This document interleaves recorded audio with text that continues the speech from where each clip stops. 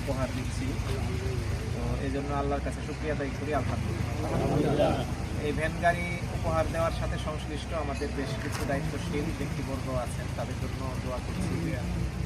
আমরা আমাদের মনে করি যে আমাদের সবার সামর্থ্যের মধ্য থেকে এরকম যারা নিডি, যারা অসহায়, তাদের পাশে দাঁড়ানো দরকার। এবং এই পাশে দাঁড়ানোটা কিছু সামান্য 2, 5, 10, 20, 100, 200 টাকা দিয়ে না, স্বাবলম্বীকরণ প্রকল্পের আওতায় নিয়ে আসা দরকার বিষয়। আজকে আমরা এই চাচাকে ভ্যান গাড়ি দিলাম। চাচার দেখা যাবে যে ভ্যান গাড়িকে কেন্দ্র করে উনি এখানে সবজি বিক্রি বা এরকম কিছু আয়োজন নিচ্ছেন। তার মানে এই শহরে বসবাস করতে গিয়ে তার 200-500 টাকার দরকার না, বেশি টাকা দরকার। তো সেই টাকাটা কারো কাছ থেকে হাত পেতে না নিয়ে উনি এখন নিজেই নিজের জায়গা থেকে এটি অ্যারেঞ্জ করতে পারবেন। বলা যায় যে এটা তার একটা ব্যবসার দুয়ার আমরা খুলে দিলাম।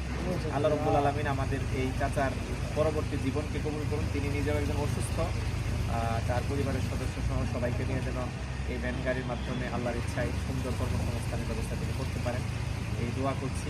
আর আবারও যারা এই আয়োজনের সাথে আর্থিকভাবে এবং শারীরিকভাবে সক্ষম সহায়তা করেছেন, তাদের সবার জন্য দোয়া করছি। আল্লাহ কবুল করুন। চাচা ঠিক আছে, তো এটা কি আপনার জন্য কোনো উপকার হইল? হ্যাঁ জি জি, দোয়া করেন। আল্লাহুম্মা রব্বানা যালামনা আনফুসানা ওয়া ইন লাম তাগফির লানা ওয়া তারহামনা লানাকুনান্না মিনাল খাসিরিন।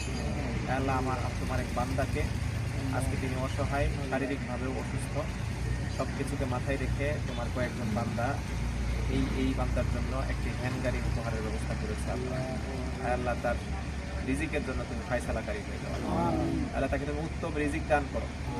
আল্লাহ যারাই আয়োজন করেছেন, অর্থ দিয়ে সহযোগিতা করেছেন, সময় শ্রম দিয়ে সহযোগিতা করেছেন, তাদের এই সহযোগিতাকে তুমি কবুল করে নাও। এভাবেই আমাদের এই সমাজে একে অপরের পাশে থাকার তৌফিক দান করো। আল্লাহ আমাদের আয়োজনকে তুমি কবুল করে নাও। রব্বানা তাকাব্বাল মিন্না ইন্নাকা আনতাস সামিউল আলিম ওয়া তুব আলাইনা ইন্নাকা আনতাত তাওয়াবুর রহিম। আসসালামু আলাইকুম ওয়া রাহমাতুল্লাহি। একটু ভাই, একটু আপনি একটু সাথে থাকেন।